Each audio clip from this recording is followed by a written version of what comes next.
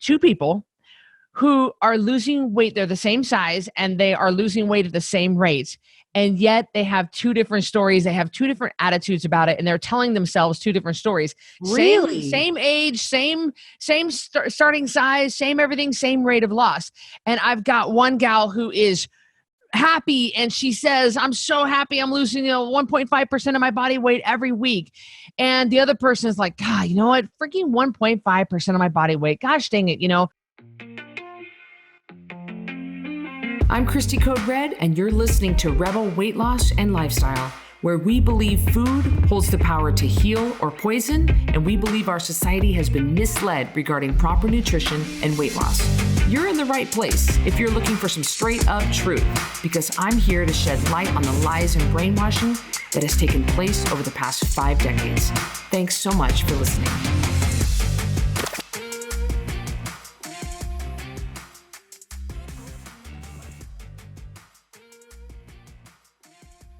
Welcome back to Rebel Weight Loss and Lifestyle. I am Cristy Code Red, your host, author, entrepreneur, retired professional boxer. Once again, like most of my podcasts nowadays, it used to just be once in a while, but now it's almost every, I think it's pretty much every podcast. Carrie Thompson is joining me. Thank you, sis, for being here. Thank you so much. I'm Carrie Thompson, mom, COO, and Army wife. Like Patricia, like you say, pow, pow, pow, pow. I'm going to do it, Cristy. Pow, pow, pow, pow, pow, pow, pow, pow, pow, pow. Maybe I should act like I'm cooking up something and packing up to move like every other Army wife does. But you got that high ponytail going on right now. I do. It's a high ponytail day, folks. Folks that can't see it, it is large and in charge. Guys, we have I feel like I say this on every podcast. We have a great one for you, but they're all freaking great. Come on. We're talking about the stories we tell ourselves. What story do you tell yourself? And it's such a broad, when I just say it like that, you're like, well, what are you talking about? Well, what am I talking about? It could be a lot of different things. It could be what you tell yourself minute to minute, hour to hour, day by day, week by week, year by year. You can get down and granular with it, or you can get broad with it. And I think that it is such a good topic. It's really a mindset topic. And we do mindset stuff, but we talk a lot about practical stuff. So when I suggested this idea to Cristy, I was like, it's kind of different for us, but I think that it's super important to know what is the internal dialogue that's happening in your head. What are the stories? What are the things you're telling yourself? What have you told yourself in the past? What are you currently saying to yourself? Because Cristy, here's what I find is that people don't often know what they're saying to themselves. I know that sounds weird when I say that, but I don't think that they recognize how detrimental or how good it can be to have the right story playing in your head, if that makes sense. Yeah. I don't think that they're aware of what they're telling themselves. And I don't think that they know that they can control their thoughts. And so I can't help but I'm thinking, oh, baloney, you absolutely can. The stories I tell myself now are vastly different than the stories I used to tell myself. In fact, let me just tilt the camera down. For those of you who can see, my shirt says billionaire in the making.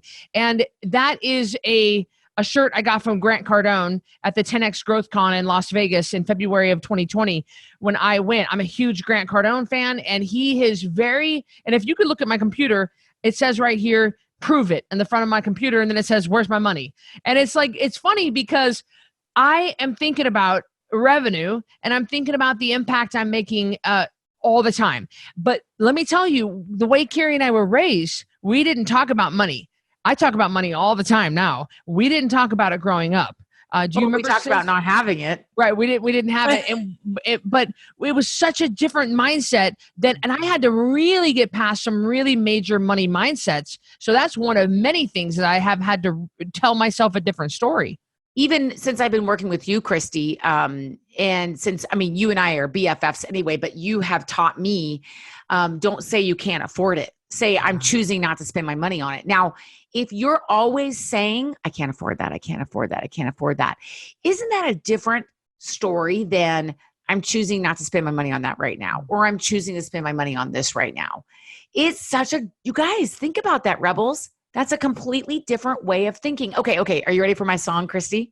You have a song for us. Oh, I do. This is, remember the DC, remember, I'm a huge fan of the 1980, 1990s band DC Talk. It was rocky enough to where we felt like we were doing something wrong by listening to them, but they talked about Jesus enough to where we were not going to go to hell by listening to them.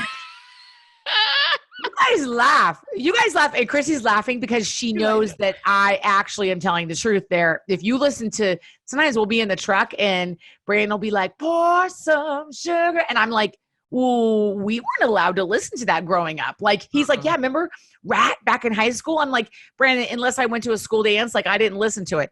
So we definitely were raised with that. But anyway, there's a song by DC Talk with Toby Mac, and he sings, we've been down to the bottom, stories we got 'em when we hit rock bottom. And it's true. Everyone's got a story. Everyone's got a past. Everyone, listen to me, rebels. You all have something that you say to yourself, whether you're cognizant of it or whether you're not. You absolutely are telling yourself something every minute of every day. Don't make any bones about it. Well, I'm not thinking about anything. Well, I'm not. No, you're telling yourself a story. Especially true for women. I've never been inside the head of a man. I'm still trying to figure that one out. A marriage later. I don't know. I mean, I don't know. I got to figure that one out. But as far as being a woman, I know that we are telling yourselves stories. Cristy, how many times, and you guys know that I lost 100 pounds and have kept it off for years. How many times have I caught myself telling such a terrible story to myself, catch myself sideways in the mirror, speaking to myself like I wouldn't speak to anybody. Not my worst enemy would I say the things that I say and said in my own story. You're so ugly, Carrie. You're so fat. You're disgusting. Nobody likes you. You're ugly, Carrie. You're so fat. And that was the story that went through my head. And guys, even after I lost weight, I would still catch myself funny in the mirror and be like, you're so disgusting, Carrie. You're so, and you guys, I'm a successful person. I'm a confident, successful person. And that story was still playing in my mind. And I still struggle with it from time to time. And I would never say that to Cristy. I wouldn't say that to anybody. I wouldn't talk that way to anybody. Yeah, that's horrible. I know that for me, I've been through a couple of heartbreaking situations that I really didn't ask for and I didn't really deserve, I guess you could say. But one of them was I had $36,000 stolen from me of money I had been saving. I was in a relationship with a guy that earned my trust, and I had been saving this money because I wanted to open my own gym. That's always kind of was my dream, right? And then I realized how difficult running a gym. No, then he ended up taking that money from me and slowly embezzling it from me until I had nothing left but debt. And I remember I had $14,000 on a Discover credit card, Carrie. I had no money. I left this guy. I had nothing because he had taken everything from me. I had a car that overheated. I had gotten fired from Gold's Gym, and I was at rock bottom. And I remember I couldn't make this $14,000. I mean, I said to myself, you will never get out of debt. I remember saying, you're never going to get out. How are you going to crawl yourself out from under this? The weight of the world was on my shoulders. You'll never get out of debt. You'll never get out of debt. And I slowly chipped away at that horrible Discover card that had massive interest rates. So you can't really get ahead of it because the interest rate, but I did. I chipped away at it in big chunks.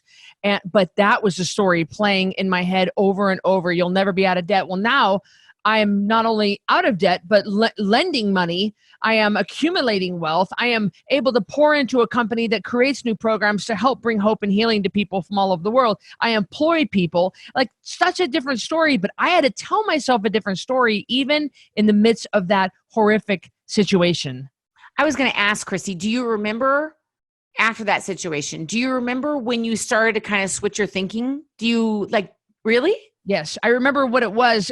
Natasha, my first and current business coach, she's been my business coach now for over 4 years. We just can't seem to separate each other, but I don't think we want to.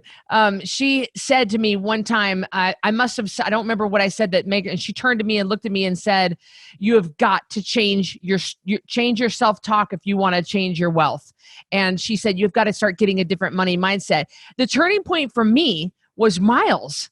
I have my husband Miles. I've been with for almost 10 years at the time of this recording, and Miles is a self-made millionaire.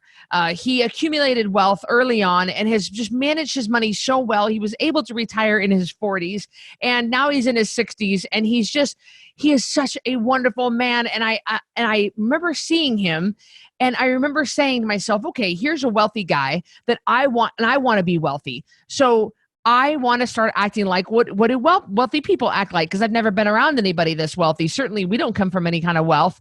And so I started to say, okay, I just started to emulate him. And even the words that he used, his language, his wording, everything that he did, I emulated everything. I emulated his body language. I emulated, and then I would listen to how he would talk. And I would talk about objects and about buying things and about how having possessions, everything. And I started to tell myself, even if I didn't believe it at the time, I started to talk differently about myself. And I would say, you are going to have so much money you can lend. You are going to have money. You'll never have to worry about money. And I still had to worry about money. I was on Idaho State food stamps, but I started telling myself a different story. And finally it happened. Finally it took root and it happened. Cristy, tell me a little bit about a term I've heard you use a lot. And I think this ties in really well with stories. I've heard you use this term. And guys, I just want to preface this before I ask Cristy this question. We're not talking about, for those of you that were raised Pentecostal like us, the name it and claim it, the blab it and grab it, Jesus got a list for you, Jesus. If you have a minute, I'm going to tell you what I need. We're not talking about that. We're talking about the things that you seriously say inside yourself. That's what we're talking about. But Cristy, you use this a lot, and I like it. You use the term lack mentality. And I don't think this only applies to money. Can you tell me a little bit about what? Yeah. The lack mentality stems from, and I'm sorry, I'm not trying to be rude to my folks. My parents did the best they could with the way they were raised. They were raised with the same mentality, and we were raised with this mentality. And nobody meant to do it. It's just the way it was. We were raised with a lack mentality. It was you get what you get and you don't pitch a fit. And it was kind of like, you don't change the situation. That's the situation that you're in. And so the lack mentality is, to me, are people who concentrate more on what they, instead of saying what I can, let me see if I can get this right. Instead of saying, boy, I wish I would have thought about this. Sorry, I should have asked you ahead of time. Instead of saying what the potential is, it's always looking at the downside, right? It's a negative way. It's kind of the glass is half full instead of right. Just always just looking at the current situation the way it is, instead of just saying what you want because if you start thinking about what you want and and saying out loud what you want, you really do change the situation, which is weird. And we were never raised with that knowledge. We didn't understand that there are power in your thoughts and power in your words. And so even if I think that if growing up, and if you would have actually said something different than the current situation, they probably would have had you committed, because it was like, oh, you're crazy. Like I'm a wealthy person. Yeah. You can't even afford gas in your gas tank, so that was definitely I can spot a lack mentality from a mile away in somebody. And that's somebody who definitely talks about what they can't afford. They're always bringing up what they can't afford. They're always talking about what they can't do. It doesn't even have to be money. It could be right. What you can't do. Well, I can't do that. I can't get an A. I can't get to college. I can't do that degree. There's no way I could. There's no way I don't think I can. It's that same idea, right? Yes. And we had somebody in the Code Red community that was in leadership with us. And I noticed bad that she had a lack mentality. It was everything from, you have a hole in your wall. And instead of saying, we can't afford to fix that hole, that's what she would say. And instead of saying that, you would say, fixing that holes on our list of things to do for the coming 12 months. That's the way you flip it around, and that was never, it was always lack.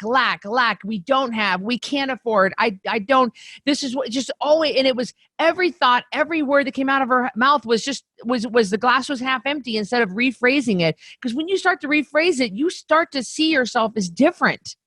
And the lack mentality, what Cristy's talking about, Rebels, is exactly what becomes intentionally or non-intentionally part of your story.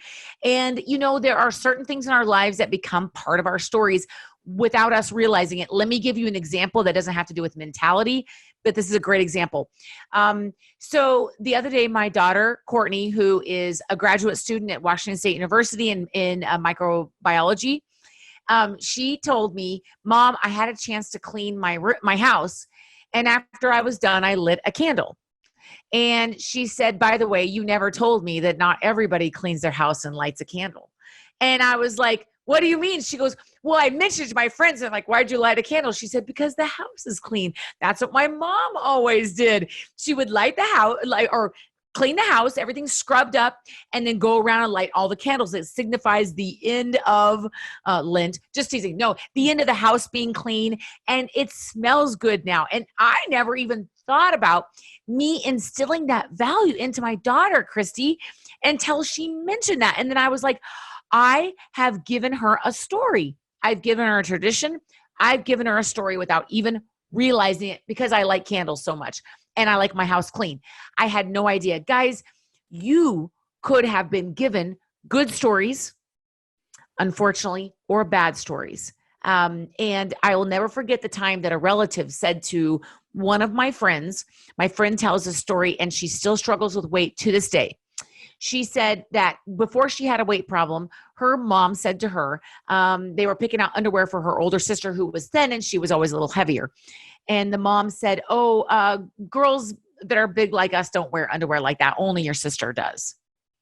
Now, that may have been a true statement, because, of course, certain styles of underwear fit bottoms better. But that was a story that was given to my friend in that moment.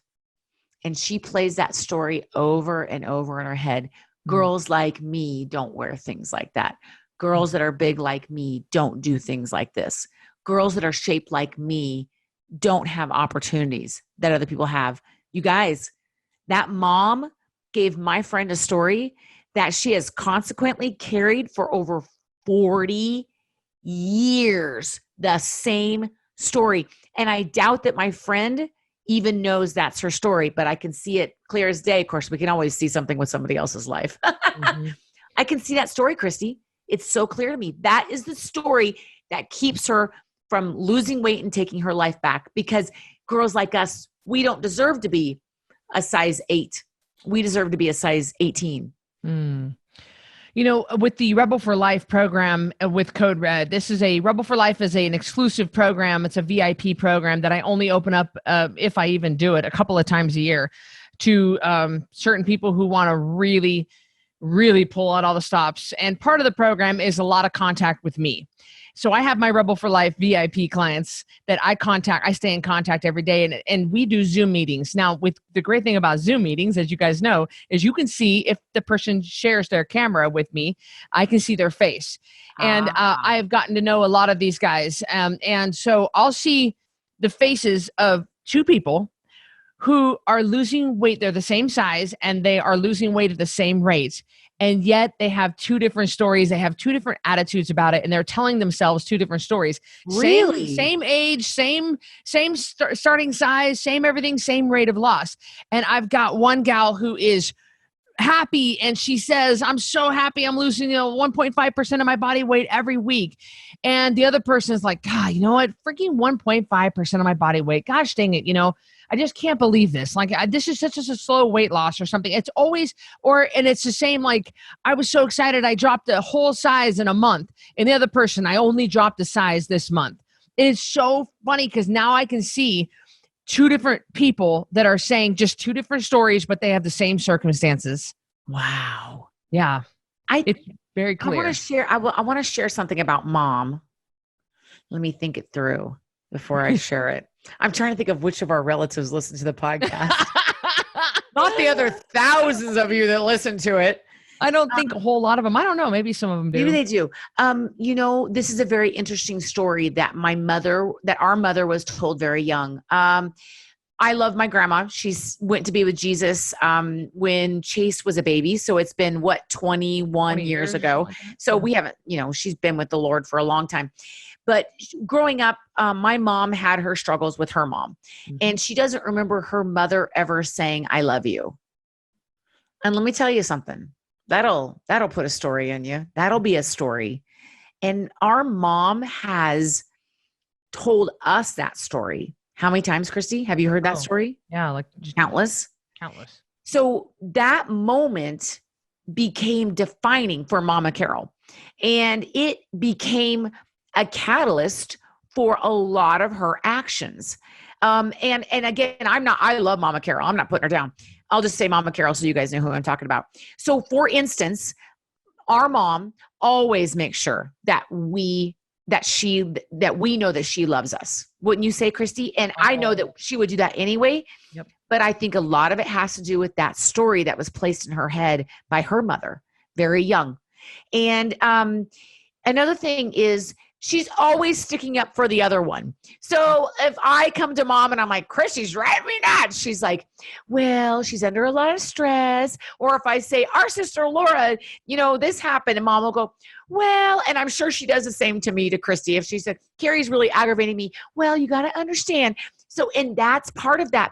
It's always seeing the good. It's always because of that story that came in her head. So Rebels, let me ask you a question. What stories that were put in your head young are keeping you, are shaping you, are holding you back or propelling you forward? What are the stories that you have floating in your head right now? And they're hard to identify, Cristy. They really are. Until I caught myself saying that really nasty stuff about myself. I went, oh my gosh, you wouldn't even talk to an enemy like this. Why are you talking to yourself about this? So Rebels, what are the stories that you're saying to yourself? Is it an underwear comment by a mother 40 years ago? Is it that one time my ex-husband's old grandma said, oh, what did she say? You're just going to eat dessert. You need to lose some weight. And it crushed me. It stuck with me. That was a story I started to play in my head. I mean, she was like 90 years old, so who cares? But that was a story that started playing in my head. So what are the stories? I would love for you to write down your stories, because once you can identify them, Cristy, like you did with the lack mentality and the money mindset, it made you so much more aware of it. And then you could deal with it. When you pointed out in me that I had tendency to do that, Cristy, I started changing the way I think about things. I hardly ever will say I can't afford something. I'll be like, well, we're gonna wait on that, or we have that on a list, or I don't know if we're gonna do that right now. Cristy has changed it because Cristy helped me recognize my story. So I'm wondering, what kind of stories do you guys have that is keeping you from losing that last 5 pounds? Well, I've never weighed below 150. So I never will. I never will. Is that a story you're telling yourself? Well, the two biggest things that people tell themselves over and over that are absolutely wrong, two phrases that should never come out of your mouth, is that I can't afford and I don't have time. You can rephrase that like a million other ways. You could say, I choose not to spend time on this, or I choose not to spend my money on it. And so I would love to see those two things. If you can just get control of those two things, my gosh, so many things would be so much better in your life right off the bat, just outside of weight loss. But my word, what you tell yourself, speak it out loud, even if you don't believe it. And Carrie, I don't have a problem with negative self-talk. I do get frustrated with myself when I do certain things that I know are wrong, and then I can feel myself doing them. And I say, dang it, why do you do this? Why do you do this? I don't understand what, and sometimes I do now that I think of it, I do say, what is wrong with you? You are so messed up for you to continue to do this over and over. And so I don't know if that's very cruel, but I don't call myself fat or ugly or stupid, but I definitely... But that's just not something you struggle with, Cristy. You struggle with other things. Sure. How about, here's a great one that, you and I have had past relationships. I'm just saying, if you'd like advice on how not to make it work, I'd be happy to give it to you. I'm going to write a book on that. I'm really good at that. How not to make a marriage work. I've got the top 10 things you can do. But one thing, Cristy, is I hear women say all the time, All the good guys are gone. All the good guys are gone. I just pick losers. Yep. I pick losers. I pick losers. Oh, hold on, Betty. Hold on. How many times are you going to keep saying that to yourself? Like, at what point does that stop and you say, there's somebody great out there, or maybe there's nobody and I don't want to be with anybody, which is fine. At what point, Cristy, then you attract that? I see women do this all the time, and then they wonder why they keep getting into these terrible relationships over and over and over and over and over again, because they say there's nobody good. Carrie, you got the last one. Yeah. 100%. You keep, well, my picker's broken. You just keep saying that crap over and over and over. You are attracting that negative energy the more you say that. So the best thing, even if you don't believe it, don't freaking say it out loud. You can say there is somebody out there, or I want a partner. There's the perfect partner for me, or just say something else, but quit saying that baloney out loud, is you are attracting that to yourself. Cristy, what was the movie when she said, you're good enough, you're pretty enough? Oh yeah, what's that movie called? You is pretty, you is kind. I don't remember The Color Purple. I don't remember the. No, it was the one with the pie, when she did the pie. Yeah, and it was the poo pie. Do I have to look it up? You is kind, you is important, you is pretty, or something. Yeah. Why do people believe so strongly in self-affirmations? Because it changes your thinking. Yep. It changes your thinking. Why do we tell depressed people, get up, get your hair done, get in the shower, and make your bed? Because it pushes them in the right direction. It changes that thinking error. Our dad is a counselor, and he and I have had conversations about thinking errors. And thinking errors are stories. That's what they are. That's just a fancy word that people that are in psychology like to use for it. And thinking errors are those things that get us back into, and my dad worked with prisoners, and it would be, I'm going to reoffend when I get out of the prison, and I'll never be rehabilitated, and I can never change. I am the person I am. And these prisoners did not even realize that they had these thinking errors, and subconsciously get out and make the exact same decisions and choices again, and end up back in prison, back in jail. So what is going on? There's a root cause there. There is a deeper issue. And the problem is, and until you identify it, until you know that you're doing it, Cristy, I always fail at diets. I lose 10 pounds and then I gain it back. Or I start out strong, but I always fail in the end. Oh my gosh. Why are you saying that to yourself? It may have been true in the past, but who you are today is not who you will become. And your current situation is not your present situation. It is not your future situation. Excuse me. Your current situation does not have to be your future situation. Where you are now is not where you have to stay. And it boils down to what you're saying to yourself. It boils down to the stories, the thinking errors, the things that you're saying to yourself. And it has to be, you have to, that's why I tell Anne-Marie every day when I kiss her goodbye, I love you. You are beautiful. You are smart. You can do anything you want. And you guys might be like, Carrie, I mean, sometimes I'm yelling at her to get her shoes on and get out the door because I see the bus coming around the corner. Let's be honest. I'm not saying I walk around with fairy dust and a wand, guys. I don't want you to think I'm unrealistic. I'm the most realistic person I know. But it's so smart to implant that stuff. You're going to give your kids a story. You're either going to give them your beautiful story, or you're going to give them girls that size don't wear clothes like that. You're going to give them a story. You're going to say something in your head, and it's up to you to pick what it is. Yeah. You know, one of the defining moments for me was when I was little, and I was really little. And I think that mom literally single-handedly changed the trajectory of my life with this one thing. I used to say, I can't. Oh, I can't. And mom identified this early on, and I had a little lisp. I couldn't say my S's. So I said it like this. You know, I had a little like that.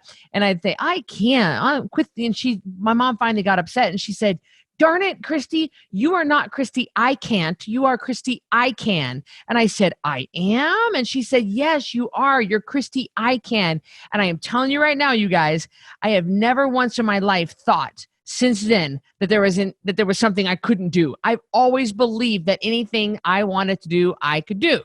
And it's so funny. And now my dad, he straightened me out a couple times because I said, I'm going to be a college basketball player one time. And our dad said, oh, really? Well, you better have a basketball in your hand all the time. Well, that was the reality of it. If I wanted to be a college basketball player and I wasn't handling a ball all the time. So that wasn't the same. It's just that him saying, oh, like Anne-Marie says, I want to be an astronaut. And Carrie said, you better learn your nines then, And so well, that was the joke, is I believe in being realistic as well. Yes. But Cristy, I can. And she changed it at the age of 2 or whatever I was. And I've never believed anything different. So my gosh, I'm so glad that story got changed, because I might not have been who I turned out to be. That was a story. So our mom had an opportunity to put a story in Cristy. She was going to walk away from her childhood with a story.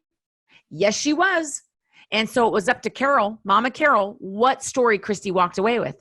And so it's up to you what story you walk away with. And I think that people poo-poo this. Now, it is true about Anne-Marie that I did say that. She's like, maybe I'll be an astronaut. And I was like, yeah, but you don't know your nines timetables. You better get on them. I mean, like, they got to know that kind of stuff, Cristy or Anne-Marie.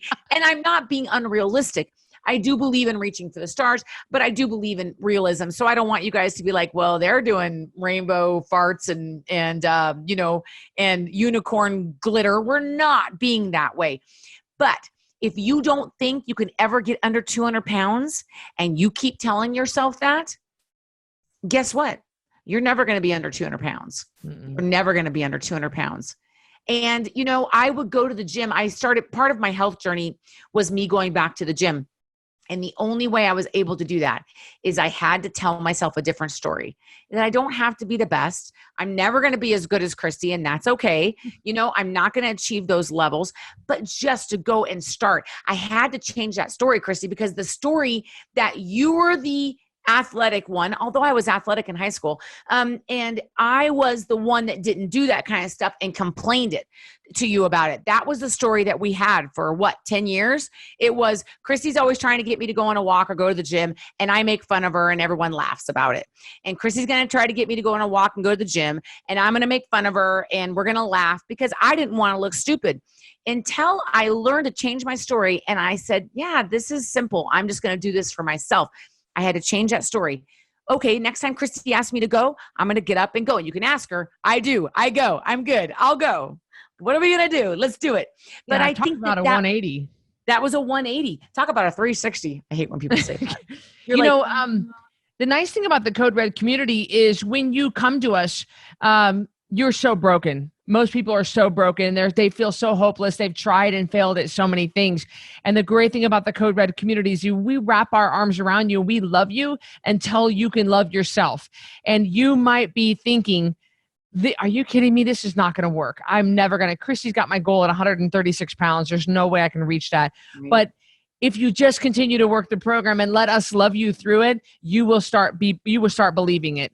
And we just ask you to just believe it, do the work. We will help you along. We will carry you. We will pick you up. We will love you. We'll keep you going. We'll wrap our arms around you. We will link arms with you. And pretty soon you'll actually start believing it. Yes. And the big money mentality change, the lack mentality switch that I did, took about 3 years to completely do. And only in the 4th year of being at this success level did I really truly just grasp it. And it definitely wasn't always like that for me. And that's interesting because you've taught me so much in a short amount of time about that. But guys, we have a sticker and it says, I can and I will. I can and I will. And until you get that in your heart, this is going to be like every other program because we can have the perfect structure. I could have somebody come into your house every day that we just pay to slap Twinkies out of your mouth. But the truth is until you get it in your head, until you start telling your story, until you start switching your story, I can take my life back. I can be successful with Code Red. I can get the rest of this weight off. I can feel good getting on an airplane. I will feel good going on a walk with my significant other. I will feel good when I jump out of the shower, grab a towel, and catch myself naked in the mirror. I'm not going to cry because there's a lot of days I spent crying sitting at the floor of a closet because I didn't have anything that fit. So I understand that. And the story was, Carrie, you're so disgusting. None of your stuff fits you. So I had to switch the way I was thinking. So you absolutely can. We have faith in that. But you have to identify those stories, Cristy, wouldn't you say? And you have to be aware of them. And when you catch yourself, because once you know you're doing it, as soon as Cristy said to me, you have a lack mentality, I went, do I? I had no idea until Cristy pointed it out. When she pointed it out, I changed the way I talked and successfully have changed a lot of financial things for myself as well. Well, it's funny, Carrie, because obviously I know how much you make, and I'm like, I was doing the math, and I was like, boy, she sure acts like and talks like she's poor, and I know she ain't poor. And I was like, wait a minute, that's totally a lack mentality. I see what's going on here because Yes. I know they do fine. I know their bills are paid and they're thriving. And I was like, she just doesn't even see it. I didn't even see it until you said something to me. And then I was like, wow. And once I got that switch in my head, Cristy, and you guys, I still like going to the Goodwill. There's nothing that's going to change that. That's just an enjoyable thing for me. Christy's like, oh, God bless. She hates that kind of stuff. But she hated that kind of stuff when she had no money too. So This is not because Cristy is who she is. I want you all to know that. This is just her. She doesn't like Goodwill. She doesn't like shopping in general. Yeah. So, but like, I'll go all day to the Goodwill. I could have $5 million in the bank and I'd still be like, is there a cup at the Goodwill I need to buy? I mean, that's just how I am. I can't help it.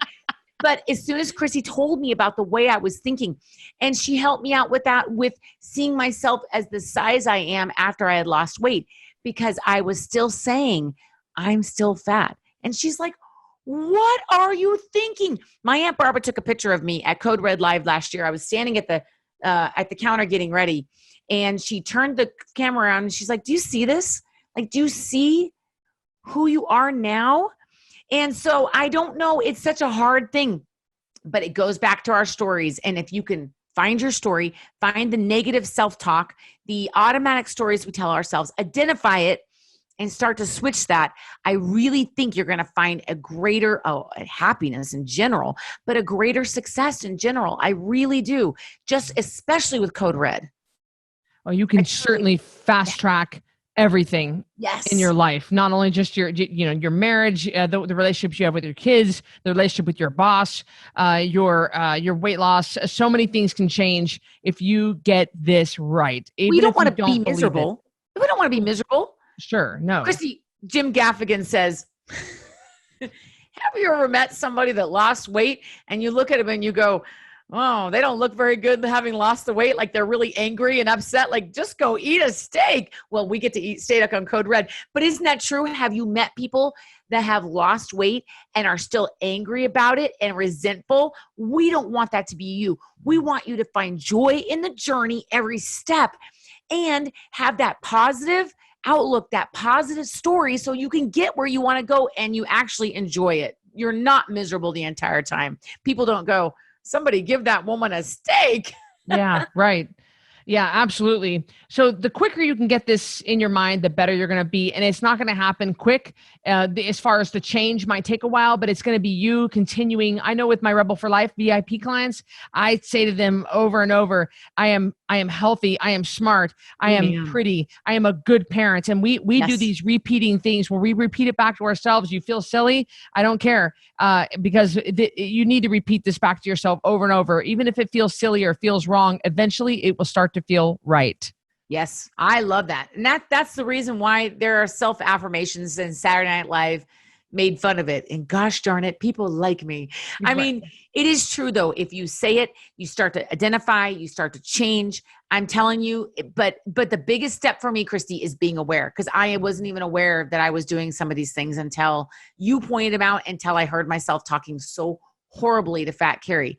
Well, I'm not Fat Carrie anymore. So why do I talk so bad to myself? I don't understand why we do that to ourselves. I know when if I'm feeling a little bit frustrated with myself for that day, maybe I ate something yesterday that I shouldn't have, or whatever. Yeah. I try to reverse the mental damage on myself by saying, look how strong you are. Look, your back doesn't hurt. Look at you have strong legs. Look at you. You're on a hike with Annabelle and your body feels good. Like I try to reverse it by saying the right things. So Cristy, you're like the self-talk queen. I do. And I say it out loud. Yeah, I need to find somebody that does not do such a good job to be on this podcast with me. I need to find someone that's like, oh yeah, I used to, and you're like, I never have that trouble. I'm like, can we get another entrepreneur on here that struggled with self-talk? I'm teasing. Believe me, we will do another podcast with something I really, really struggle with. We hope that you guys enjoyed this episode of Rebel Weight Loss and Lifestyle. What story do you tell yourself? Let's talk about your stories. Let's talk about reversing old stories, making new ones. You can absolutely do this. And so much of weight loss is mental. I mean, it's like 90% mental. We can give you a list of things to eat, but up here is where the real battle is won and lost. So thank you for joining us, you guys. Have a good one. Thank you, everybody. Bye. Thanks for listening to this episode of Rebel Weight Loss and Lifestyle. If you're not subscribed already, please be sure to do that right now. And if you enjoyed this episode, I would love it if you could do me a quick favor and rate and review this podcast. That would be just so helpful. Speaking of help, let me know if I can help you. Go to coderedlifestyle.com, check out my programs, and see what we can do for you. Until next time, Rebel on.